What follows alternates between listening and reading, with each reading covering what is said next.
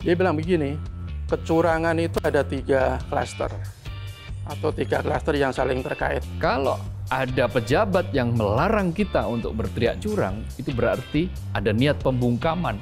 Nah, seandainya ini pemilu yang hari ini banyak sekali terjadi praktik kecurangan menghasilkan Prabowo Gibran sebagai pemenang, bagaimana nasib demokrasi kita ke depan? Kan ketika seseorang mendapatkan kekuasaan dengan cara yang salah, dia akan menggunakan kekuasaan dengan cara yang bisa jadi juga salah. Artinya alarm bahwa ada yang tidak beres dengan sistem demokrasi kita, atau demokrasi kita mungkin beres, tetapi orang-orang aktor-aktor demokrasi kita tidak beres. Kalau toh nanti Prabowo Gibran akhirnya menjadi presiden dan wakil presiden setelah segala upaya untuk apa yang dilakukan kubu 0103 atau semua masyarakat yang memprotes pelaksanaan pemilu itu akhirnya gagal, itu kita terima. Tetapi jangan pernah kita lupakan.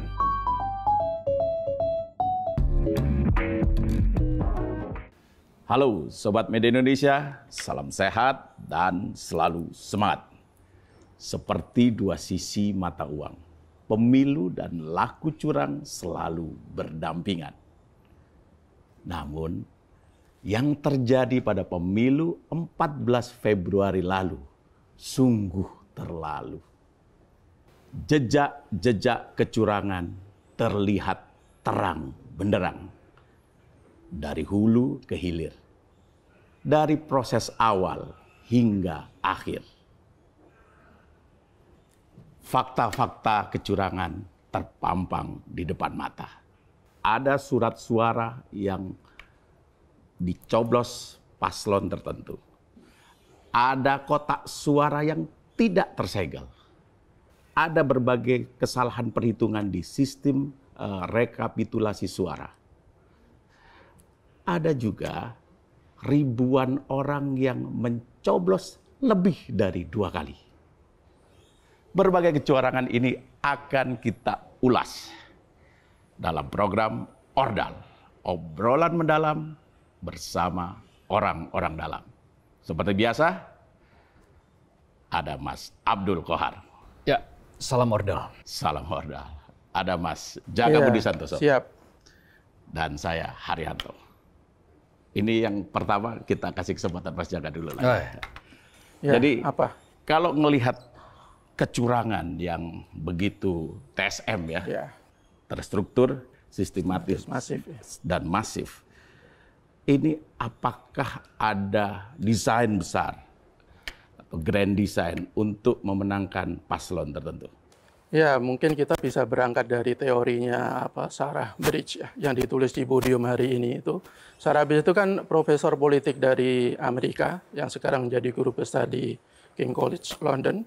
Dia bilang begini, kecurangan itu ada 3 klaster atau 3 klaster yang saling terkait. Pertama adalah manipulasi peraturan perundang-undangan yang mengatur pemilu, kemudian manipulasi pemilih.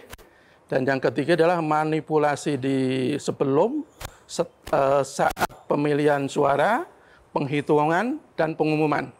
Jadi kalau 3 klaster ini seperti yang dipaparkan Sarah Bridge ini kok sepertinya tepat ya untuk menggambarkan pemilu kita kali ini. Kecurangan yang sempurna. Bukan yang sempurna. Pertama, manipulasi peraturan perundang-undangan.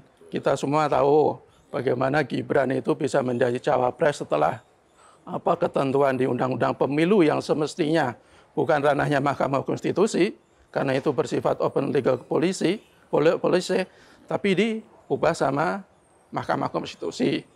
Dan itu membuat norma baru ketika dia membuat keputusan soal syarat-syarat cawapres itu.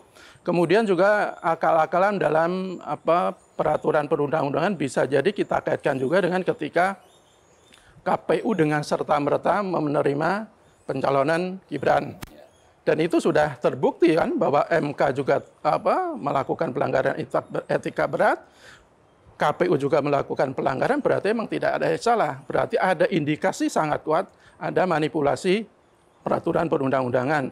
Kemudian juga manipulasi dalam hal pemilih. Kalau kita lihat kemarin kan memberikan bansos yang tidak pada tempatnya atau tidak pada waktunya, itu kan bagian untuk memanipulasi pemilih. Artinya untuk membuat pemilih itu menggiring pilihannya dengan cara-cara yang menurut saya ya tidak patut dalam prinsip-prinsip demokrasi. Belum soal mobilisasi aparat, belum soal penggunaan fasilitas negara dalam rangka untuk menggiring pemilih. Dan yang terakhir adalah manipulasi dalam hal sebelum pemilihan, ya kita tahu penetapan DPT, pengangkatan pejabat-pejabat kepala daerah yang diindikasikan sangat kuat untuk kepentingan paslon tertentu, dan itu semua sebenarnya sudah diungkap jelas, dibeberkan di Dirty Vote itu kan. Jadi kalau saya lihat, kalau ada yang mengatakan bahwa pemilu kali ini ya paling brutal, paling ugal-ugalan, paling buruk, ya saya kira sangat tidak berlebihan, sangat wajar, sangat diterima akal. Dan saya pikir ini kalau 3 manipulasi itu kan, kalau versinya saya agak lupa itu kan hanya bisa dilakukan oleh pihak-pihak yang punya kedekatan dengan kekuasaan. Dan inilah yang pernah dilakukan Orde Baru. Kalau Pak Mahfud bilang begini, pemilu itu pasti ada yang curang. Bedanya ketika Orde Baru itu kecurangan dilakukan oleh penguasa, di era reformasi kecurangan itu bisa dilakukan oleh antara calon atau partai politik. Tetapi kok di era reformasi terakhir ini, pemilu terakhir di era reformasi ini kok saya melihatnya ada indikasi bahwa kecurangan itu juga dilakukan oleh pihak-pihak penguasa. Ketidaknetralan presiden, meskipun dia berkali-kali mengatakan netral, ketidaknetralan menteri-menteri, meskipun katanya dia juga tidak berpihak kepada siapapun, itu kan merupakan indikasi yang tidak bisa kita bantah bahwa kecurangan kali ini ya sungguh brutal. Dan saya pikir dari kubu 01, 03 juga sudah mengumpulkan begitu banyak data-data kecurangan. Ya mudah-mudahan itu bisa disimpulkan bahwa ada kecurangan yang TSM untuk kemudian diajukan ke Mahkamah Konstitusi.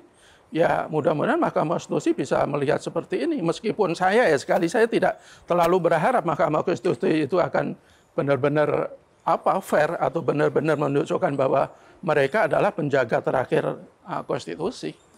Apalagi sekarang sedang dalam proses. Apalagi Anwar Usman kan katanya mau jadi ketua KPK lagi ya. Jadi tapi MK apapun maksudnya. Betul, kalau dulu Mas Kohar sebelumnya bilang perjuangan itu belum selesai, ya harus kita lakukan sampai nanti titik darah penghabisan itu.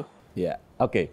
Kalau tadi dibilang bahwa pemilu kali ini adalah pemilu yang paling brutal, pemilu yang syarat dengan kecurangan.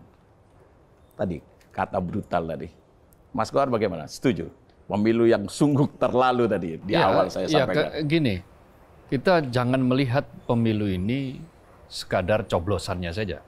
Ya. Pemilu ini harus kita tarik garis ke belakang sejak dari mulai proses penetapan partai politik, yang di situ sudah mulai ada pembicaraan antara KPU daerah dengan KPU pusat untuk meloloskan atau tidak meloloskan partai politik tertentu.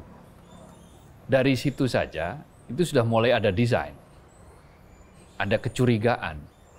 Ya akhirnya verifikasi partai politik tidak berjalan secara sempurna.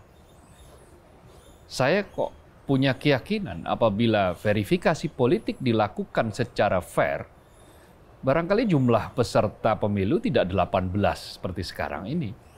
Bisa jauh berkurang karena syarat-syarat yang harus dipenuhi di dalam verifikasi partai politik itu sangat ketat.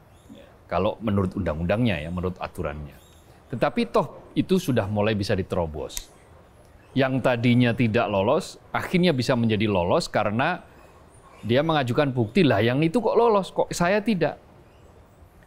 Partai-partai yang dianggap sebagai partai kembaran ya, untuk menyaingi partai yang ada, partai oposisi, nah itu diloloskan.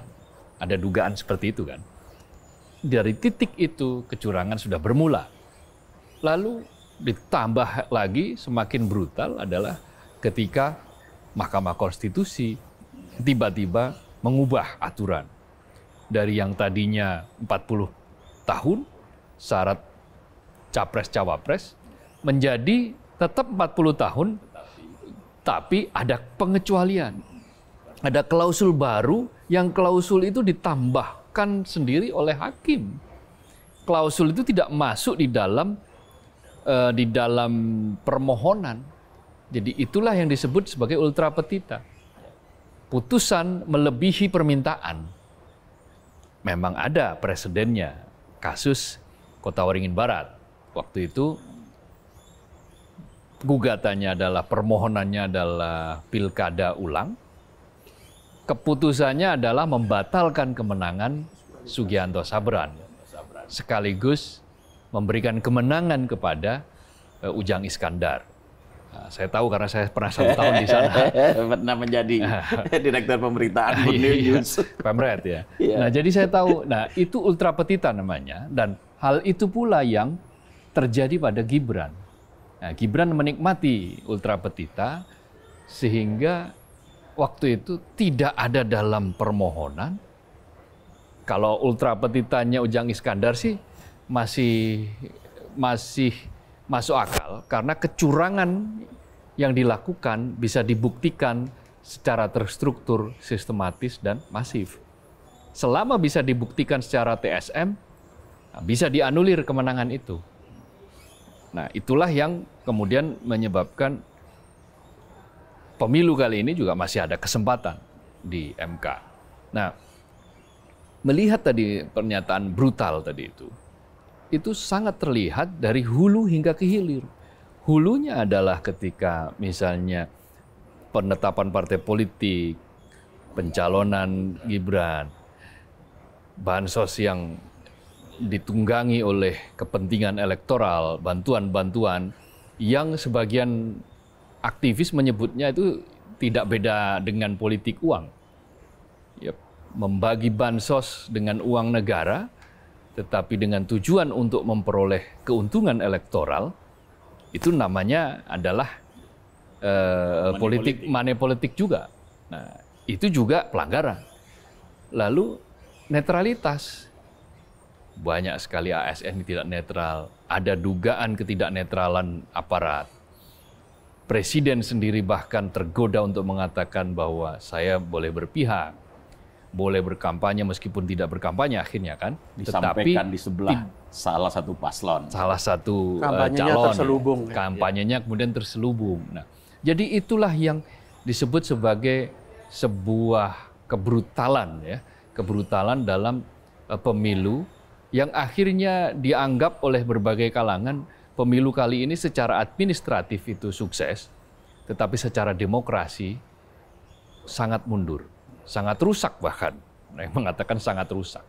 Jadi inilah demokrasi kita sekarang, ya wajar kalau kemudian The Economist Index itu memberikan indeks skor demokrasi kita turun lagi bila dibandingkan 2022. 2022 sudah turun, 2023 turun, dan saya kok yakin nanti tahun depan untuk untuk melihat indeks demokrasi kita tahun ini, ya pasti akan turun.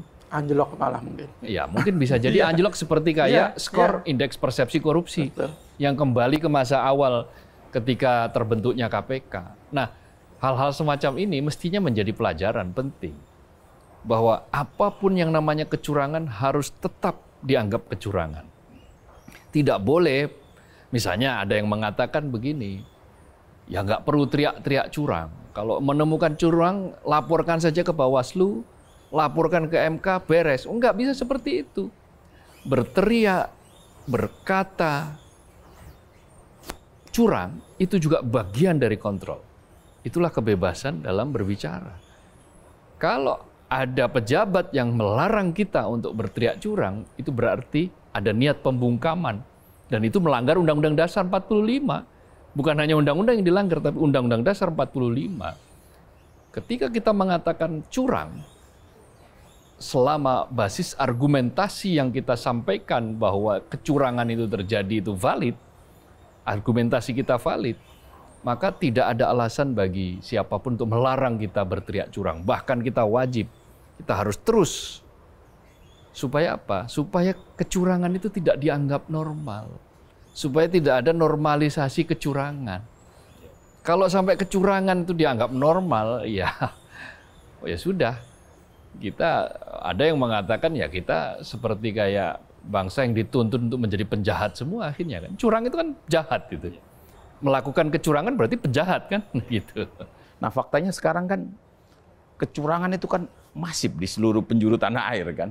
Masih Ya, gila-gilaan. Dan data-data kalau kita lihat ya di berbagai macam pemberitaan di video yang viral itu dan itu juga sudah dikonfirmasi gitu loh. Yang ada dalam bayangan saya, mengapa KPU ini tidak mengantisipasi itu gitu. Oke lah bahwa sudah ada aturan-aturan yang ditetapkan dalam pemilu, tetapi kan seharusnya sudah bisa dipetakan TPS-TPS mana yang kira-kira terjadi kecurangan. Daerah-daerah mana saja yang berpotensi terjadi kecurangan. Tapi kan ini tidak. Kalau kita lihat faktanya itu kan, contoh misalnya di Madura misalnya, di daerah-daerah pedalaman itu banyak sekali terjadi kecurangan. Iya, mungkin karena ini kecurangan ini dilakukan secara struktur itu. Ya. Jadi tidak hanya yang di bawah, tapi juga mulai dari atas.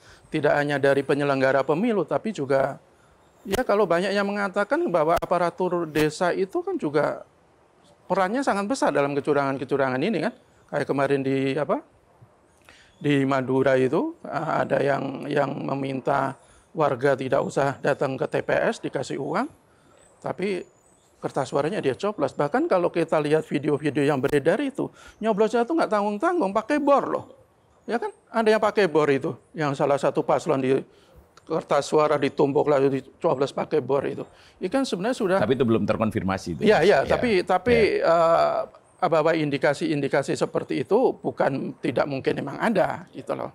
Bahwa kecurangan yang ditemukan oleh 01, 03 pun juga kalau tidak salah sampai tanggal 16 Februari ya, itu 01 tuh menemukan ada sekitar ratusan kecurangan. Itu baru mendapat laporan. Kalau ratusan kecil dong. Ya enggak, ribuan kalau nggak salah ya. 3.000-an kalau nggak salah. Itu baru laporan awal loh ya. Di Bawaslu itu ada 2.000 sekian. Nah, iya 3.000 dan mereka 30 ribuan kalau nggak salah. Dan mereka mengakui tidak hanya 02 yang melakukan kecurangan, tidak hanya 03 yang melakukan kecurangan. 01 juga mengakui bahwa pihaknya juga melakukan kecurangan, tetapi sangat sedikit persentasenya. Kalau versinya 01 itu kecurangan itu 65% dilakukan oleh 02. 001 itu cuma sekitar 16% kalau nggak salah. Yang paling sedikit malah 003 gitu. Jadi ini ya itu benar-benar struktur sistematis. Nah, ini masifnya ini yang masih perlu mereka buktikan karena untuk bisa menggugat ke MK agar tidak sia-sia, semakin tidak sia-sia saya katakan, yaitu harus betul-betul memenuhi 3 unsur ini. Karena kalau cuma 2 unsur, apalagi 1 unsur ya akan semakin berat untuk bisa diterima dan dikabulkan di MK. Iya. Belum lagi instrumen yang digunakan oleh KPU, misalnya Sirekap. Ya. Ini kan banyak sekali terjadi kesalahan data, termasuk penggelembungan suara gitu kan. Di dalam satu TPS itu banyak kejadian yang TPS itu seharusnya kan paling banyak kan dirancang untuk 300 DPT. Tetapi faktanya ada beberapa TPS yang lebih dari itu, ada yang 800 lebih, ada yang 700 lebih. Itu ada beberapa error sih. Iya, itu tadi yang saya ingin tanyakan, apakah itu sebuah kesengajaan atau sekadar kesalahan teknis? Ya bisa dua-duanya. Bisa dalam perspektif husnuzon, positif, atau negatif, suuzon. Tapi kan perlu skeptis juga kan? Ya skeptis, suuzon itu beda-beda tipis lah. Skeptis itu kan ragu-ragu. Kita meragukan bahwa itu semata-mata human error.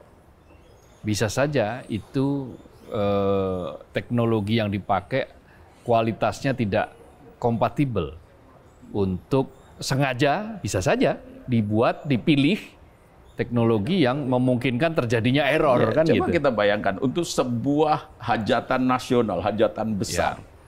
Dan bukan Jadi, kali iya. pertama kan, udah Iya, beberapa Bahkan kali bisa kan. begini, itu Sirekap itu bisa apa namanya, bisa di counter juga dari Sirekap sendiri.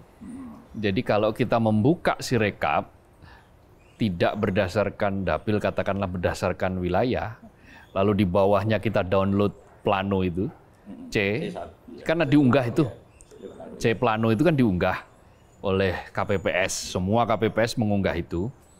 Nah, cuman kita kerjanya kita harus per TPS tuh. Nah, per TPS ada 820.000 TPS.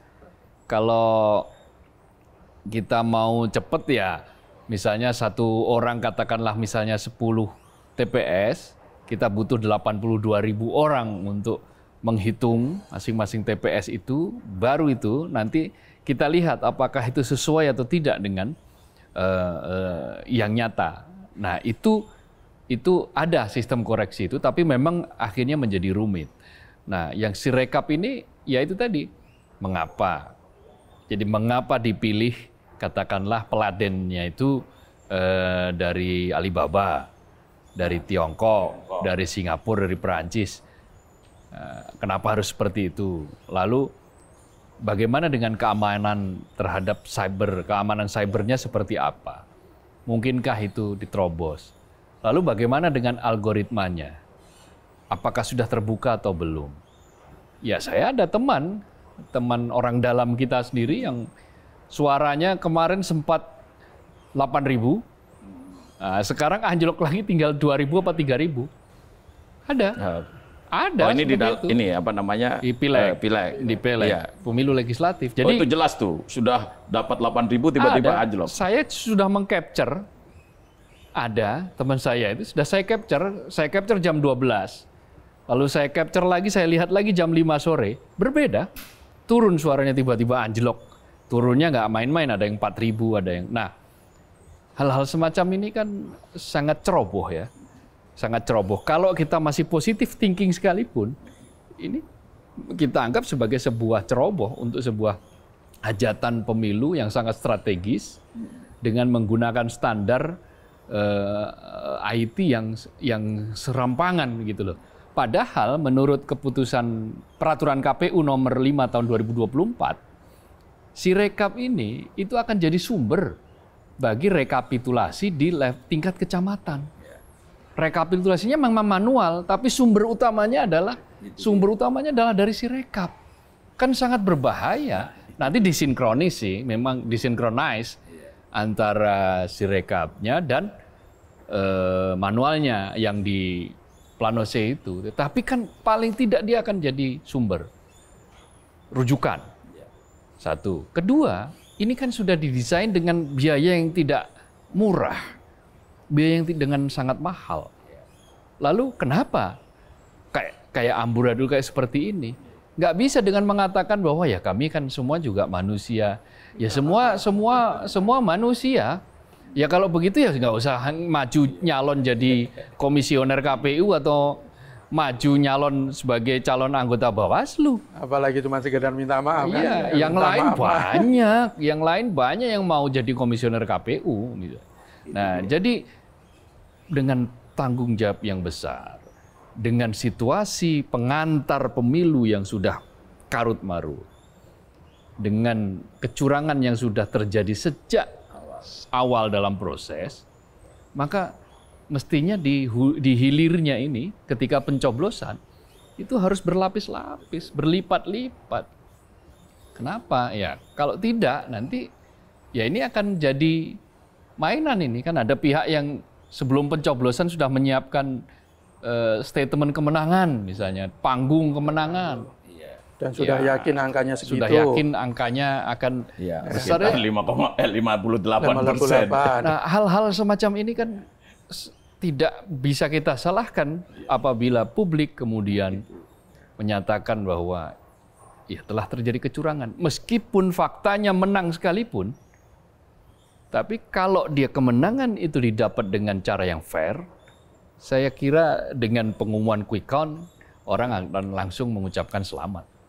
Yang penting fairness ya, fairness dan fairness-nya harus dijaga. Tetapi ketika situasinya kayak seperti sekarang ini, saya kira kok orang ragu-ragu untuk mengucapkan selamat meskipun quick count sudah seperti itu. Dan yang agak aneh lagi kan juga ketika baru quick count udah ada yang mengucapkan selamat, ya kan?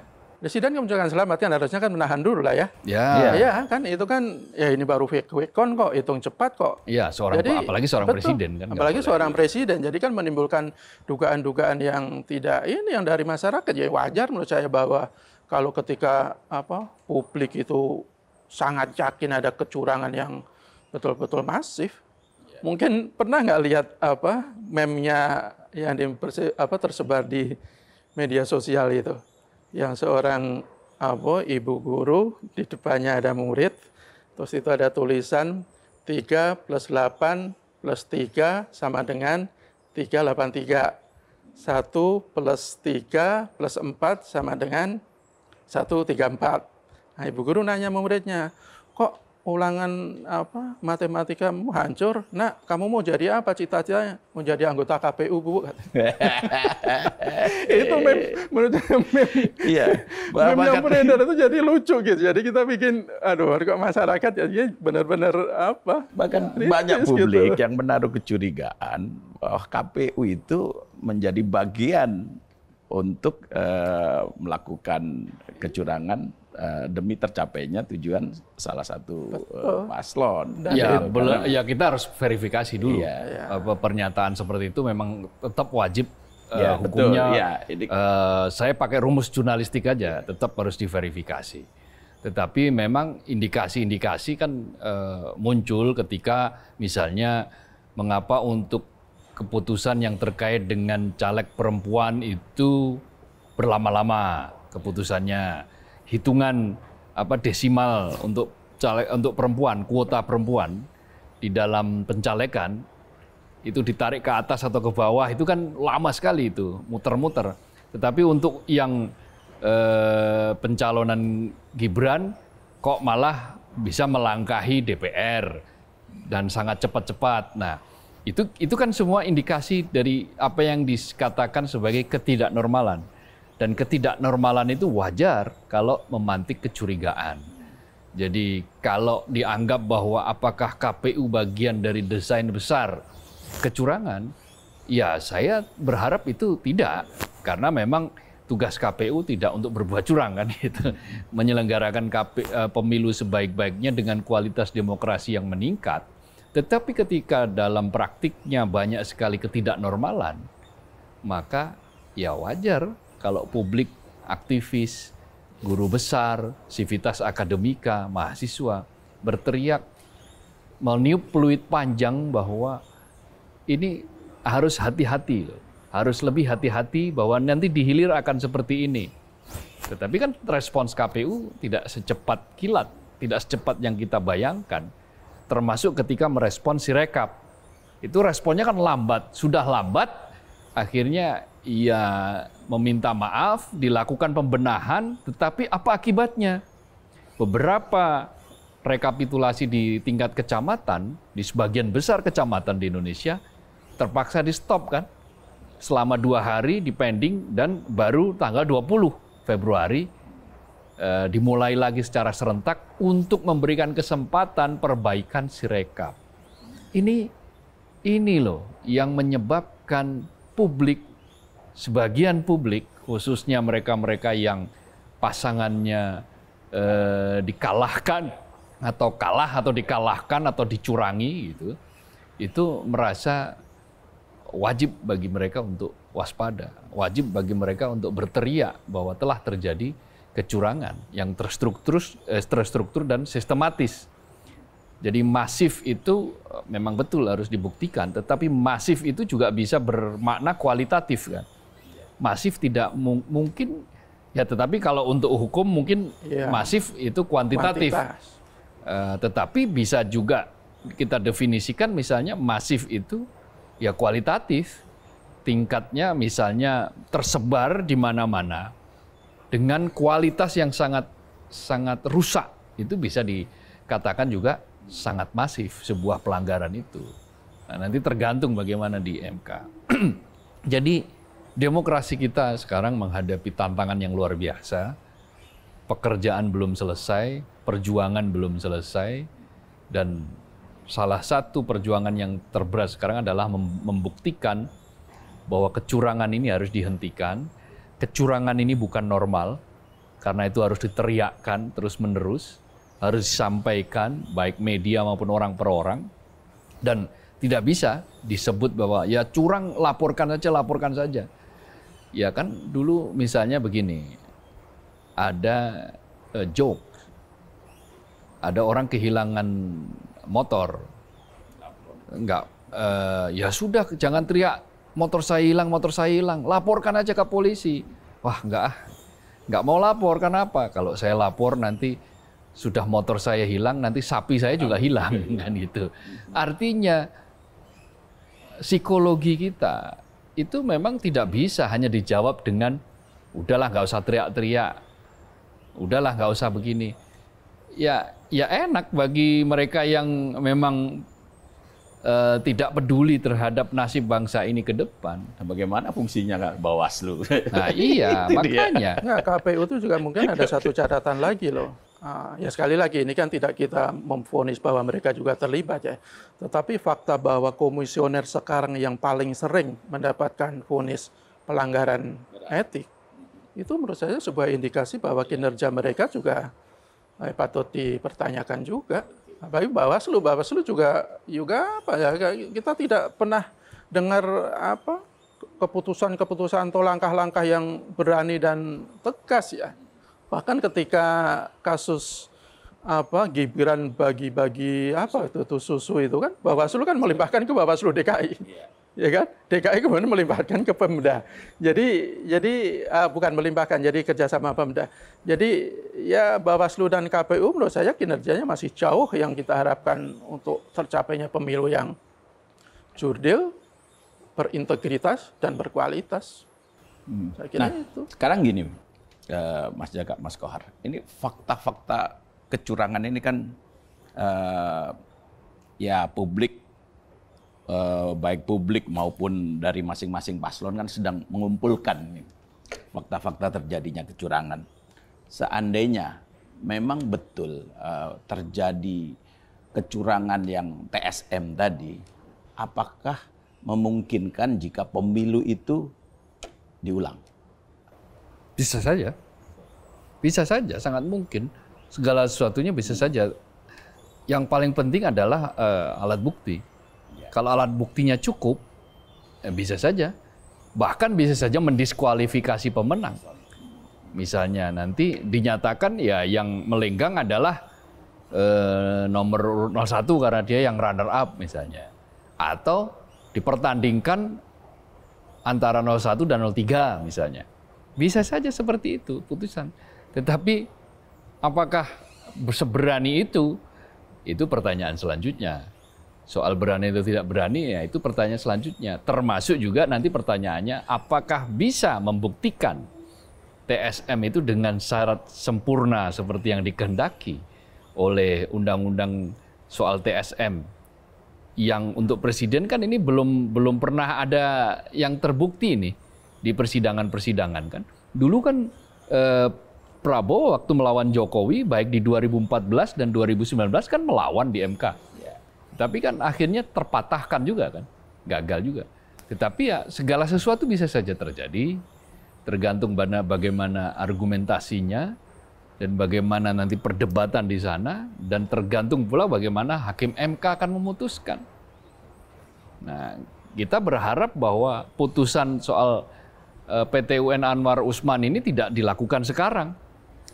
Masih sidang kan, masih materi. Nah, selama dia masih belum diputus apapun, dia tidak boleh ikut menyidangkan sengketa pemilu ini karena ada konflik of interest di sana. Ada hakim baru ada di sana. Nah, ketika seperti itu boleh jadi kita masih punya harapan. Tapi kalau melihat kejadian-kejadian sebelumnya, mudah-mudahan yang hakim-hakim MK yang masih berintegritas kayak Saldi Isra itu makin banyak lah di situ. Sebetulnya kalau kita lihat putusan Gibran itu sebetulnya Ya kalau kita hitung jumlah hakim dari 9, itu yang telak-telak menyetujui Gibran kan cuma 2. 2. Yang lainnya itu kan setuju tapi levelnya kan gubernur kan gitu. Iya kan?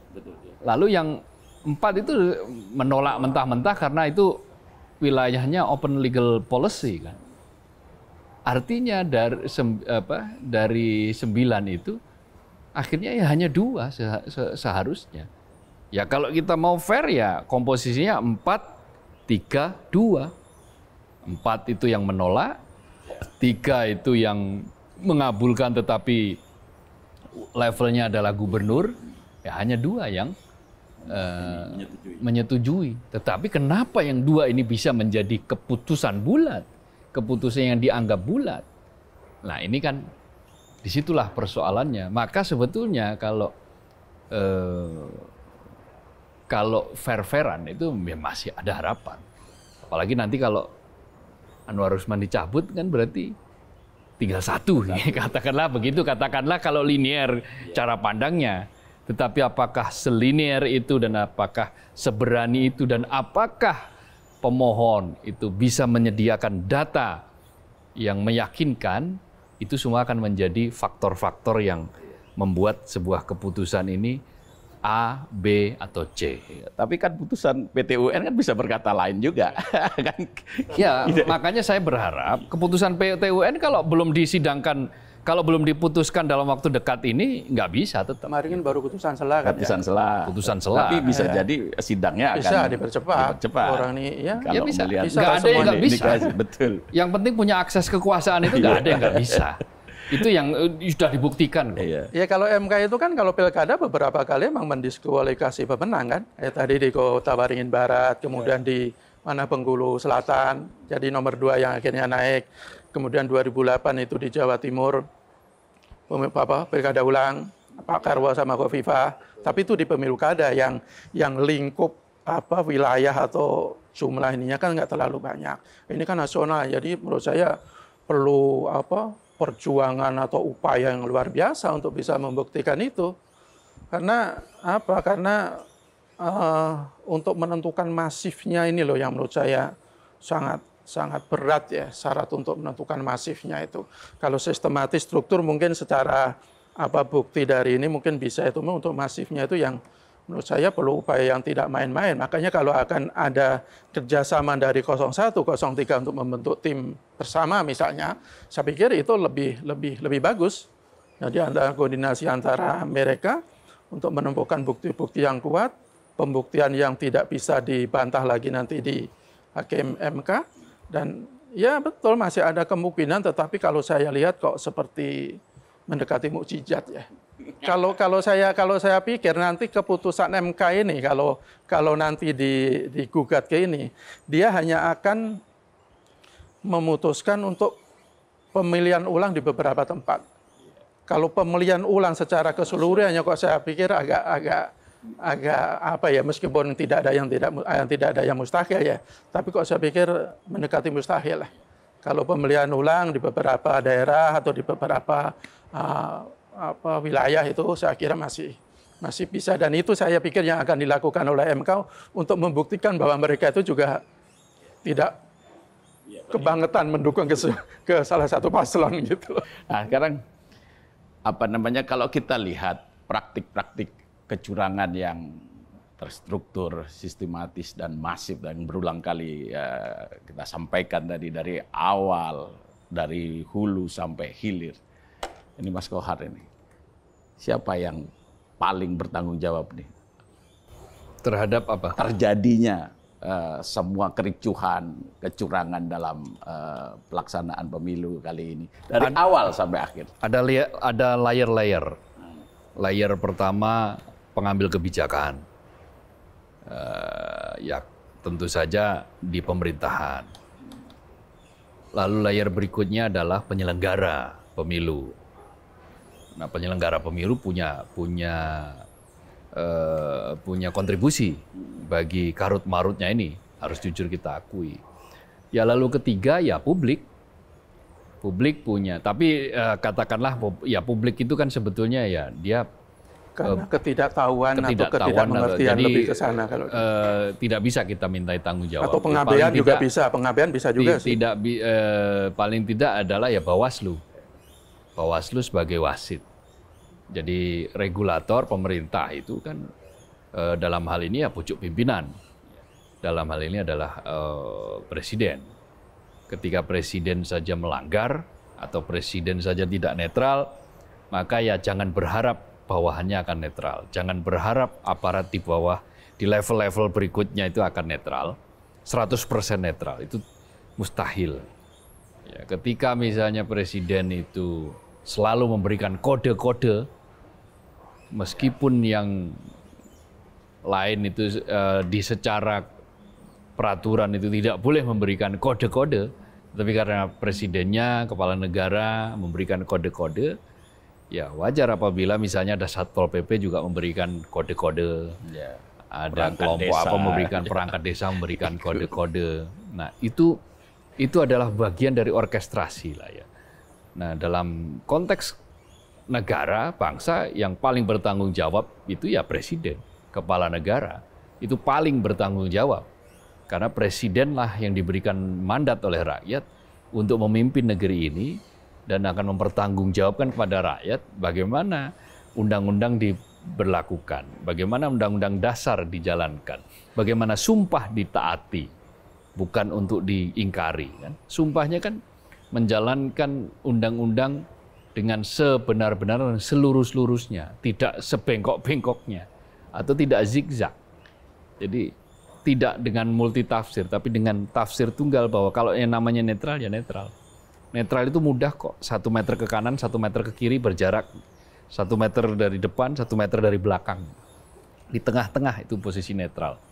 Ya ketika yang mestinya netral, yang mestinya menjadi sumbu kenetralan, sumbu netralitas melakukan ketidaknetralan yang sampai di luar nurul, di luar nalar, itu iya, itu artinya alarm bahwa ada yang tidak beres dengan sistem demokrasi kita, atau demokrasi kita mungkin beres, tetapi orang-orang aktor-aktor demokrasi kita tidak beres. Dan ancaman ketidakberesan demokrasi itu dalam jangka panjang adalah terwujudnya keadilan sosial, kemakmuran.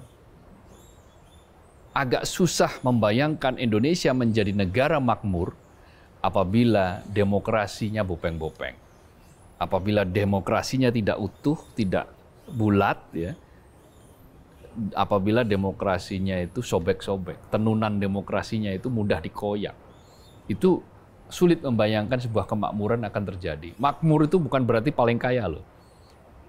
Amerika Serikat itu indeks kemakmurannya tidak masuk dalam 10 besar meskipun Amerika Serikat kaya, Arab Saudi kaya, Uni Emirat Arab kaya, tapi mereka tidak masuk punya indeks kemakmuran karena ada beberapa item-item yang tidak dia capai. 10 negara dengan skor indeks kemakmuran tertinggi itu semuanya menggunakan demokrasi penuh. Bukan demokrasi yang setengah, bukan demokrasi yang seperempat, apalagi anti demokrasi, enggak. Semua menggunakan demokrasi. Denmark skornya tinggi, Finlandia, Swedia, Swiss, Belanda, Luxembourg, kemudian Jerman, Selandia Baru. Nah, itu 8 dari 10 negara, yang 2 saya agak lupa. Mungkin ya, mungkin. Mereka 3 tahun berturut-turut itu masuk dalam indeks kemakmuran Legatum. Nama lembaganya Legatum di London. Itu indeks kemakmurannya itu paling tinggi, 10 negara paling makmur di dunia, dan 10-10-nya itu menggunakan sistem demokrasi secara penuh, bukan demokrasi parsial, apalagi demokrasi yang sekadar etalase, demokrasi yang betul-betul substansi demokrasi dijaga. Nah, artinya kalau kita ingin menjadi negara yang makmur, cita-cita kita menjadi negara yang makmur, maka ya titilah dengan jalan yang lebih menggaransi untuk mencapai kemakmuran itu. Apa? Demokrasi yang penuh, demokrasi yang bermartabat. bukan bermartabak gitu kan. Demokrasi yang benar-benar demokratis gitu loh. Tidak melanggar etika, tidak meneguk hukum, tidak berlaku curang gitu. Itu demokrasi yang sesungguhnya. Nah, seandainya ini pemilu yang hari ini banyak sekali terjadi praktik kecurangan menghasilkan Prabowo Gibran sebagai pemenang. Dua pasangan ini yang menggenggam kekuasaan. Bagaimana nasib demokrasi kita ke depan? Ketika sebuah pemerintahan itu terpilih dengan cara-cara yang tidak demokratis, pertanyaan kita apakah ketika mereka memerintah apakah bisa menciptakan iklim-iklim yang demokratis? Apakah mereka tidak akan meneruskan langkah-langkah yang mengantarkan mereka menuju tabuk kepemimpinan? Ini kan jadi pertanyaan besar ini. Kan ketika seseorang mendapatkan kekuasaan dengan cara yang salah, dia akan menggunakan kekuasaan dengan cara yang bisa jadi juga salah. Agak sulit ketika seorang berkuasa dengan cara-cara yang buruk, dengan cara-cara yang melanggar etika, terus dia berkuasa kemudian mengedepankan atau memprioritaskan etika atau pelanggaran hal-hal yang bagus. Jadi ini pertanyaan-pertanyaan yang paling tidak ini publik gitu loh. Nanti itu seperti apa? Bahkan beberapa tetangga saya ketika dia udah mulai takut. Nanti gimana? Kita ngomong sedikit, awas loh kamu nanti culik loh. Nah, itu pertanyaan-pertanyaan publik yang menurut saya juga mesti menjadi perhatian juga nanti kalau Prabowo Gibran itu betul-betul jadi pemimpin. Dan satu lagi menurut saya, betul mungkin nanti kita harus menerima apa yang diputuskan oleh KPU. Apalagi ketika nanti MK juga menguatkan putusan Prabowo Gibran menang. Tetapi masalah legitimasi saya pikir tidak bisa ditawar-tawar lagi, tidak bisa hilang begitu saja. Legitimasi kepemimpinan pasangan Prabowo Gibran ini kan sebenarnya sudah cacat sejak awal. Ketika di MK memberikan karpet merah kepada Gibran, kemudian DKPP juga memvonis etika pelanggaran etika KPU. Ini kan sudah cacat sejak awal. Cacat akan semakin besar ketika pelaksanaan pemilunya juga buruk. Cacat ketika prinsip-prinsip demokrasi tidak dipatuhi secara utuh oleh penyelenggara negara, oleh presiden, oleh KPU, oleh Bawaslu, oleh semua aparatur negara mulai dari pusat sampai ke desa. Jadi kalau toh nanti Prabowo Gibran itu menjadi presiden dan wakil presiden, saya yakin sampai kapanpun dia akan dicatat sebagai presiden yang paling tidak legitimit. Saya pikir seperti itu. Ya bisa jadi, boleh-boleh saja mereka mengklaim bahwa mereka mendapatkan legitimasi karena dipilih oleh mayoritas rakyat. Secara prosedural, iya, mereka legitimasi karena dipilih oleh 58% pemilih mayoritas. Tetapi secara substansi, apakah mereka legitimit ketika prosesnya saja tidak sesuai dengan prinsip-prinsip demokrasi? Saya kira sih itu. Ya, tapi balik lagi di awal tadi itu soal persiapan deklarasi kemenangan Prabowo Gibran 2 hari sebelum pencoblosan itu saya jadi ingat olok-olok yang disampaikan oleh seseorang pengamat lah mungkin di forum internasional yang membandingkan pemilu di Amerika, Somalia dan di Indonesia. Kalau di Somalia itu butuh waktu 30 hari kalau tidak salah untuk mengetahui siapa pemenangnya. Di Amerika perlu beberapa jam untuk mengetahui siapa pemenang. Tapi kalau di Indonesia sebelum pencoblosan itu sudah ketahuan pemenangnya. Kalau Orde Baru olok-oloknya lebih kejam lagi. Siapa pemenang pemilu 5 tahun ke depan itu sudah diketahui hari ini. Jadi jaraknya 5 tahun itu Orde Baru. Itu jokes Orde Baru dan sekarang muncul lagi jokes itu. Artinya bahwa publik atau aktivis lah kita, kalau publik kan luas ya.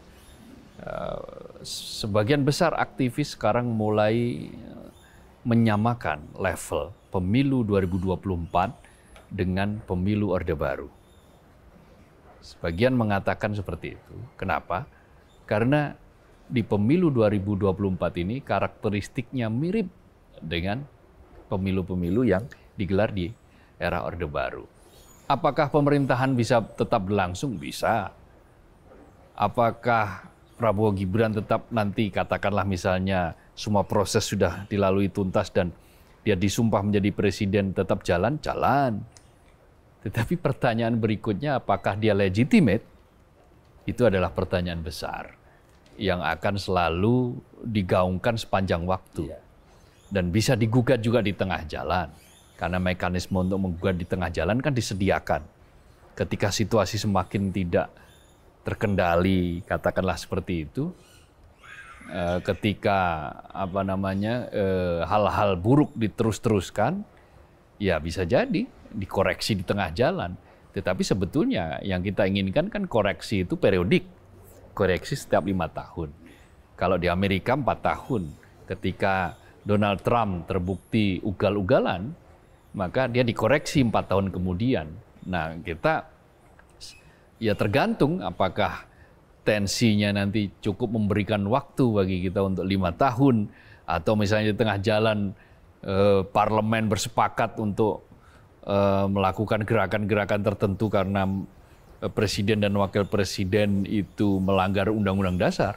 Kalau melanggar undang-undang dasar kan bisa dimakzulkan. Itulah yang terjadi pada Gus Dur kan. Ya, terlepas benar atau tidaknya itu kan soal perdebatan. Tetapi yang pasti di dalam sejarah perpolitikan kita pernah ada loh presiden dimakzulkan. Soeharto, Pak Harto, kemudian Gus Dur kan juga dimakzulkan. Tapi dengan mekanisme yang berbeda-beda. Kalau Soeharto dimakzulkan dengan tekanan publik, sementara kalau Gus Dur itu dimakzulkan melalui konstitusi. Bung Karno juga dimakzulkan. Bung Karno dimakzulkan tetapi dengan cara yang juga berbeda. Yang mirip-mirip dengan Pak Harto. Nah, artinya bahwa ada mekanisme yang konstitusional, yang ruang itu diberikan. Tetapi kan ini masih terlalu jauh dari prediksi semacam itu.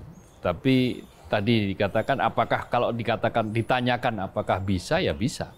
Tetapi kalau ditanyakan apakah legitimate atau tidak, nah, itu tanda question mark, tanda tanya besar.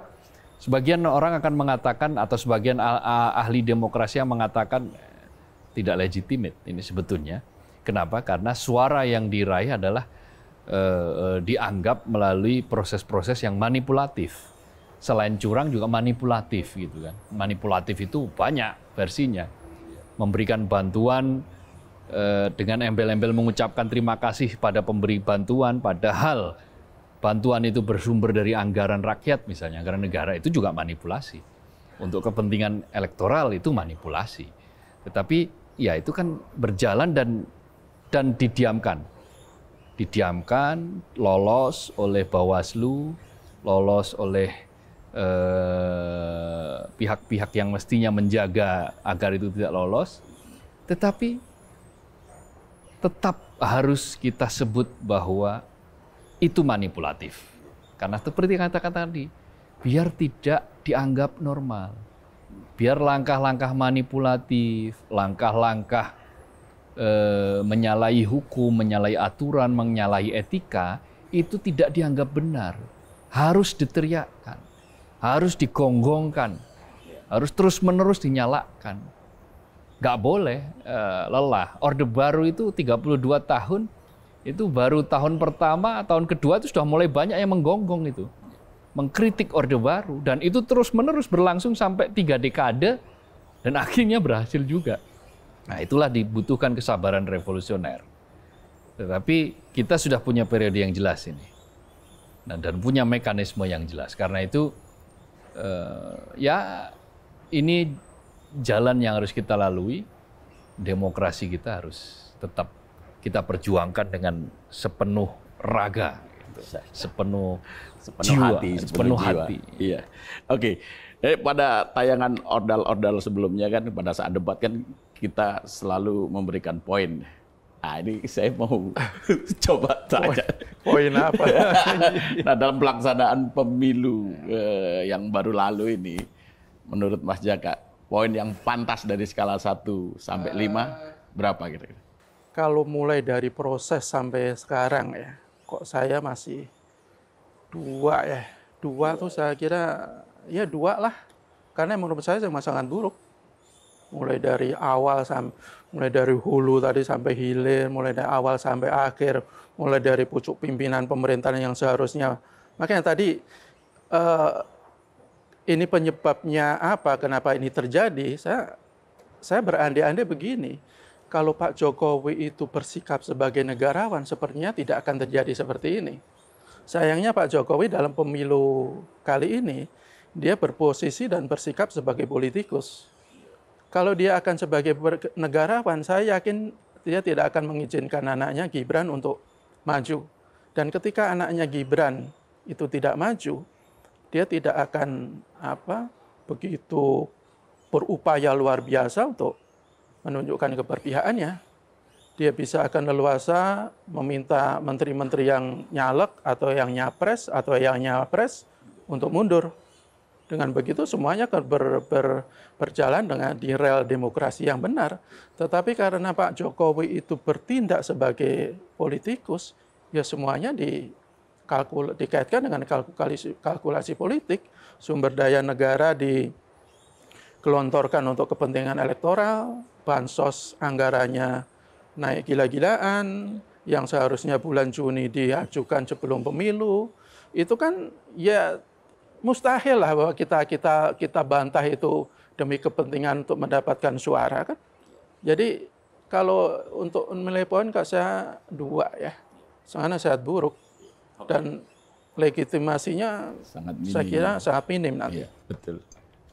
Mas Kohar. Saya mengikuti kaidah audit aja, disclaimer.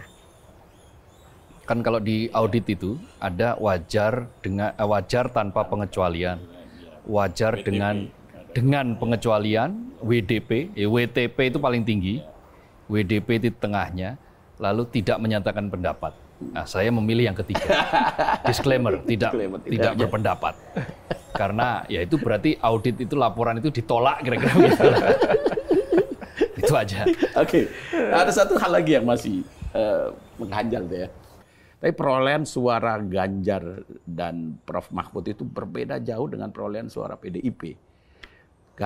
Gibran dan Prabowo juga demikian. Gerindra itu malah justru turun peringkatnya. PDIP tetap berada di puncak, tetapi Ganjar berada di posisi yang buncit dengan nilai yang sangat sedikit gitu loh. Golkar malah justru naik perolehan suaranya. Ini sebenarnya apa yang terjadi? Ya, ini sangat anomali ya, khususnya PDIP dengan Ganjar Mahfud ya. Itu jauh banget loh. Cuma 16. Kalau untuk kasus Ganjar Mahfud sama dong PDIP. PDIP juga 16 tuh. Iya. Ganjar juga 16 tuh. Sama itu, jangan-jangan semua pemilih PDIP milihnya Ganjar, yang partai-partai lain itu nggak milih Ganjar. Bukan 16 peringkat 16% berbeda dengan ini dong. 16% suara keseluruhan partai. Keseluruhan partai sama ini agak beda. Kan dia peringkat paling tinggi. Iya. Tapi menurut saya sih ada 2 hal ya. Yang pertama adalah sepertinya kok di internal PDIP itu tidak solid ya. Dan itu ketidaksolidan itu kan sebenarnya sudah ada tanda-tanda jauh sebelum ada penetapan Ganjar kan. Ketika itu ada faksi Puan dan faksi Ganjar. Bahkan sampai Bu Mega marah besar dan memberikan ultimatum kalau masih ini akan disanksi yang sangat keras. Yang kedua adalah tidak lepas dari Jokowi efek sih menurut saya. Kan beberapa hari sebelum pencoblosan itu kan Pak Jokowi itu kan begitu gencar belusukan ke Jawa Tengah, kandangnya PDIP, kandangnya Ganjar, dengan bagi-bagi bansos, menginap di sana beberapa hari, dan itu tidak pernah dilakukan sebelumnya loh. Jadi ya lepas dari suka atau tidak suka, Pak Jokowi itu masih memberikan dampak yang luar biasa terhadap para pemilih. Lepas apakah kemauan pemilih mengikuti apa yang diinginkan Pak Jokowi itu karena bansos, karena PLT, karena iming-iming kalau tidak milih paslon 2 bansos akan dicabut segala macam. Ya faktanya seperti itu. Jadi sebuah anomali yang saya pikir baru kali ini terjadi ya di pemilu. Dan sekali lagi ini ya menjadi catatan-catatan yang perlu bisa ditelah lebih lanjut sih. Kalau untuk Gerindra ya ada penurunan, tapi kan tidak terlalu. Tapi yang menarik. Tapi dengan meningkatnya suara Prabowo kan seharusnya diikuti dengan meningkatnya suara. Ya bisa jadi Gerindra. karena ini faktor Jokowi. Jadi suara Jokowi itu terpecah-pecah. Jadi terpecah ke Golkar, terpecah ke PAN. PAN itu justru lumayan loh naiknya. Terpecah-pecah atau dipecah-pecah? Ya. Ya, PAN itu naiknya lumayan loh. Dari prediksi sebelumnya nggak lolos ke DPR, tapi lumayan loh ininya ya. Ya saya kira itu faktor-faktor yang naik itu signifikan juga. itu ada Golkar, ada PKB, ada PAN. PAN, iya. Jadi ya apapun lah. Dan yang menarik juga adalah kan sebelum pemungutan suara itu kan yang belum memutuskan atau memutuskan maupun swing voter itu kan ada sekitar 30% ya. Jadi ya total kan, total kan. Jadi undecided sama swing. Jadi mereka sepertinya lebih ke Prabowo ya, Prabowo Gibran ya. Padahal logikanya ketika seseorang itu belum membuat keputusan, dia biasanya tidak pro ke calon yang di-endorse pemerintah karena kinerjanya kan sudah ketahuan kan. Nah, ini menurut saya agak aneh juga nih fenomena yang sekarang ini. Mas Kohar bagaimana, Mas? Saya sih melihat biasa aja itu karena begini, pernah suatu ketika Prabowo kalah tapi Golkar yang mengusung Prabowo menjadi pemenang pemilu, pernah. Atau SBY lah ya, era SBY. Era SBY Golkar pernah memenangi pemilu kan. Jadi setelah reformasi kan PDIP. Setelah itu pemilu setelah reformasi itu 2004 itu yang menang kan Golkar. Sementara presidennya bukan partai Golkar kan. Presidennya adalah SBY yang diusung oleh partai-partai kecil. Ingat PBB lalu apa itu lupa saya. Ya tapi SBY, karena JK ketika itu SBY baru pertama nyalon. Iya, apapun menurut saya bahwa antara Pileg dan Pilpres itu memang tidak harus selalu berkorelasi secara sama persis begitu. Kalau ada kesamaan persis, ya matematikanya seperti itu. Itu sama kayak sepak bola, tidak misalnya Jepang mengalahkan Indonesia mengalahkan Jerman misalnya gitu, lalu Jerman kalah sama Jepang gitu kan, bukan seperti itu. Jadi kira-kira ya seperti itu gambaran rasionalnya seperti itu. Tetapi kalau kita lihat PDIP itu kan kalau menurut quick count kan 16, sekian persen.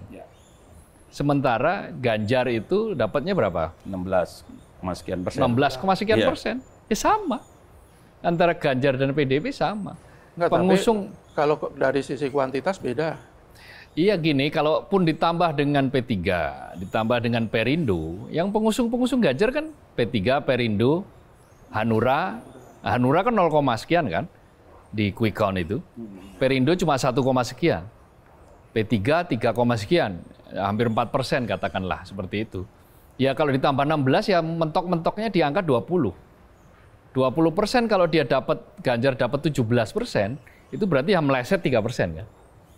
Kalau yang betul-betul relatif presisi kan Anies. Anies itu kan disokong oleh Nasdem yang 10%, PKB yang 10%, 20%, PKS yang 8%, 28%.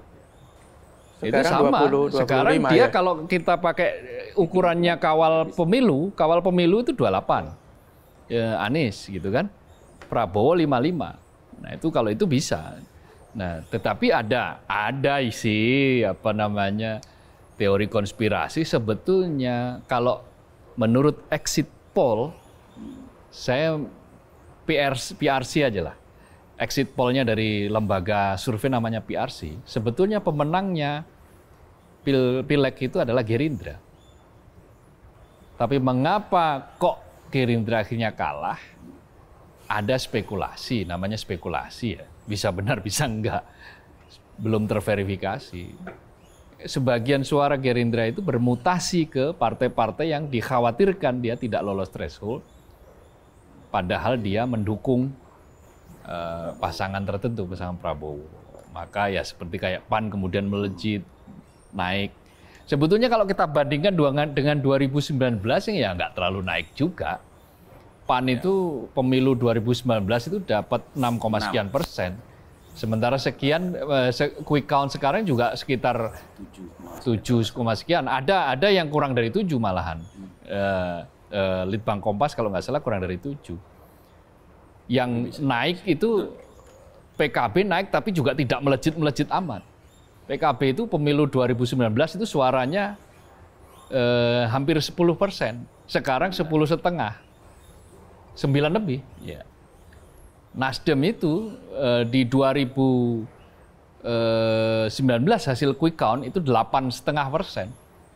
8, sekian persen. Kalau quick count sekarang 9,5 atau 9,9, ada yang 9,9. Maka ada kenaikan sekitar 1,5%. Jadi kenaikan versi quick count sekali lagi kan ini kan yang kita omongin versi quick count. Partai politik itu ya normal saja, biasa saja.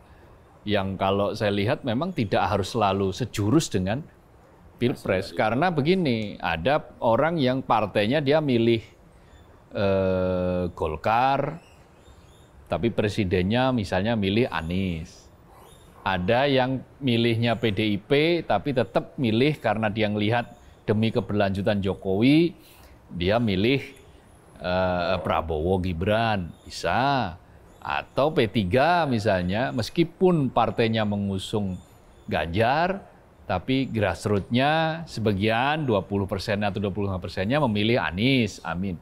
Jadi bisa, hal-hal seperti cross itu sangat mungkin terjadi dan tidak selalu kita bisa jelaskan dengan rumus matematik bahwa kalau yang dukung itu jumlah kursinya sekian, maka nanti minimal hasilnya sekian, belum tentu juga. Kotel efek itu atau efek ekor jas itu apakah murni terjadi atau tidak? Nah, itu belum bisa kita ukur sekarang. Karena tiga-tiganya kan bukan incumbent. Tiga-tiganya orang baru ini. Tetapi ketokohan mereka kan sudah malang melintang sudah lama. Sehingga diharapkan misalnya ada efek ekor jas terhadap partai tertentu dan terbukti, ya katakanlah misalnya kalau Nasdem misalnya ingin dapat efek ekor jas dari Anies, dapat. Karena quick count tahun 2019, suara Nasdem cuma 8,5%. Sementara quick count sekarang 9,9% atau 9,8%. 9,9% itu menurut Litbang Kompas ya. Itu artinya kan berarti ada peningkatan sekitar 1,4%. Oh berarti ada efek ekor jas di situ, bisa. Jadi semua serba mungkin dan saya kira juga ini tidak menafikan bagaimana nanti kekuatan di parlemen. Gitu. Oke. Tapi ada nggak pengaruh? Kan informasi beredar itu, ada instruksi dari pusat melalui sekian banyak kementerian, lalu perangkat-perangkat aparatur negara bahwa ke pemilih, silahkan Anda pilih paslon ini, kalau untuk partai bebas. Kok saya ada kaitannya ke sana ya untuk kasus Ganjar umpamanya? Bisa jadi kan? Bisa jadi. Ya, jadi betul tidak otomatis pemilih ini akan memilih partai ini enggak. Cuman emang menurut saya ya agak aneh aja karena terlalu jauh betul. gitu kan. Tapi bisa terjadi bisa memang. Jadi ya ini kan semuanya kan indikasi dan perkiraan, Pak. Oke, sebelum sudah 1 jam kita berbincang, nah sebelum kita akhiri closing statement dulu. Ya, demokrasi harus diselamatkan. Artinya perjuangan belum selesai. Ikhtiar untuk terus mengembangkan demokrasi itu masih jauh dari kata selesai. Karena itu jangan lelah untuk terus memperjuangkan demokrasi. Demokrasi yang penuh, demokrasi yang bermartabat, demokrasi yang bisa menjadi jalan emas bagi tercapainya kemakmuran. Gitu. Jadi itu catatannya, jangan menormalisasi kecurangan, jangan menganggap remeh kecurangan, dan jangan menganggap enteng persoalan etika. Karena etika, adab, peradaban, martabat, itu sumbunya sebuah kepemimpinan. Karena itu kepemimpinan harus dibangun oleh fondasi etik, dibangun oleh fondasi keadaban, dibangun oleh fondasi kenegarawanan, dan jauh dari fondasi kecurangan. Itu yang akan menuntun kita pada api demokrasi yang sesungguhnya. Kalau saya singkat, kalau toh nanti Prabowo Gibran akhirnya menjadi presiden dan wakil presiden setelah segala upaya untuk apa yang dilakukan kubu 01, 03 atau semua masyarakat yang memprotes pelaksanaan pemilu itu akhirnya gagal, itu kita terima.